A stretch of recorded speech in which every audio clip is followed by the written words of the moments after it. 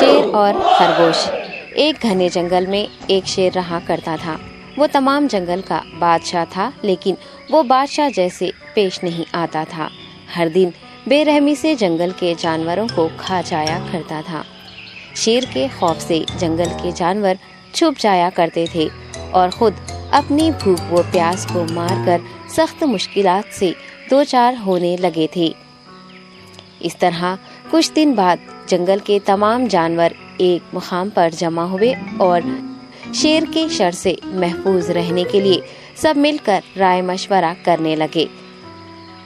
سب نے اپنی اپنی بات رکھی اور آخر میں ایک گیدڑ نے کہا، میرا خیال ہے کہ ہم روز شیر کے ہاتھوں مرنے کے بجائے ہم خود ایک ایک بار شیر کے پاس چلے جائیں۔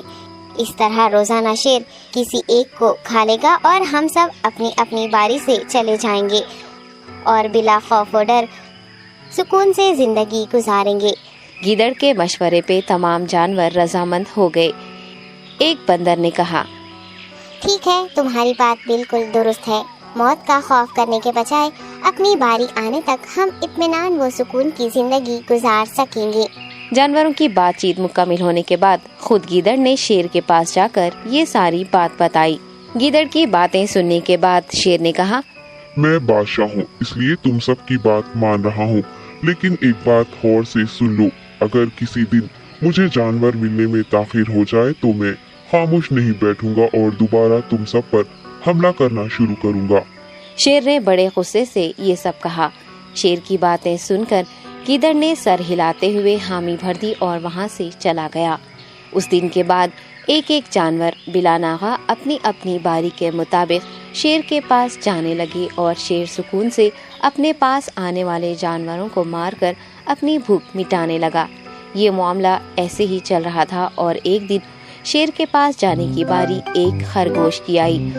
وہ خرگوش بہت ہی ہوشیار تھا۔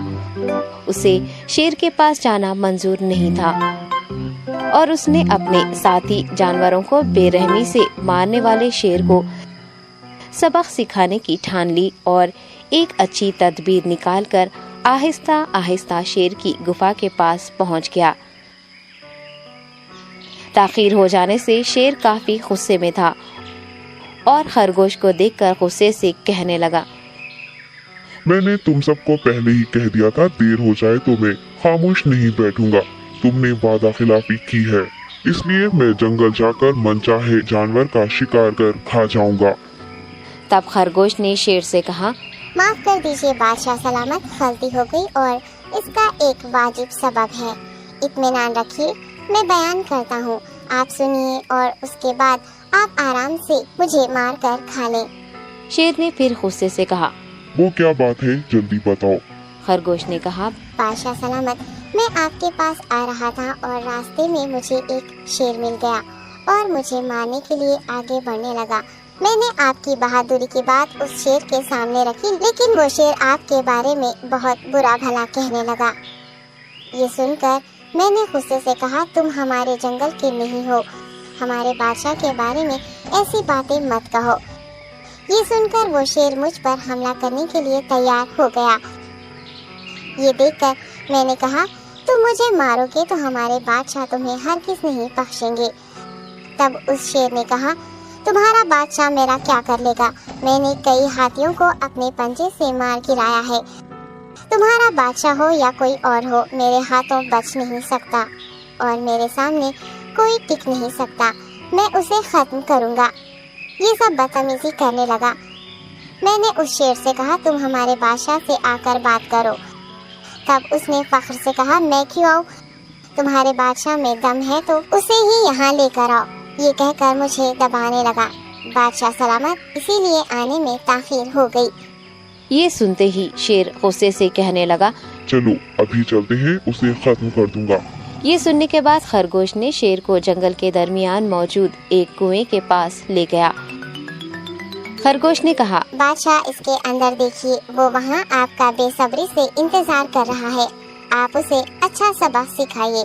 شیر غصے سے فوراً کنویں میں جھانکنے لگا اور زور سے دہاڑنے لگا۔ تب دوسری جانب سے بھی دوسرا شیر دہاڑتا ہوا محسوس ہونے لگا۔ तब खरगोश ने कहा, देखिए उसे कितना फख्र है, आपको कैसे नीचा दिखा रहा है। ये कहकर वो शेर को जोश दिलाने लगा। शेर ने बिना कुछ सोचे समझे गुस्से से फौरन कुएं में छलांग लगा दी। कुएं में कोई नहीं था। शेर पानी में हाथ पैर मारता कुएं से निकल नहीं पाया और कुएं में ही उसने दम तोड़ दिया। खरगोश ने अपनी अक्लमंदी से न सिर्फ अपनी हिफाजत कर ली बल्कि तमाम जानवरों को शेर के खौफ से निजात दिलाई। सबक: अक्ल का इस्तेमाल करते हुए हमें अपने आप को बचाना चाहिए। बाजुओं के जोर से दिमाग की ताकत ज्यादा होती है।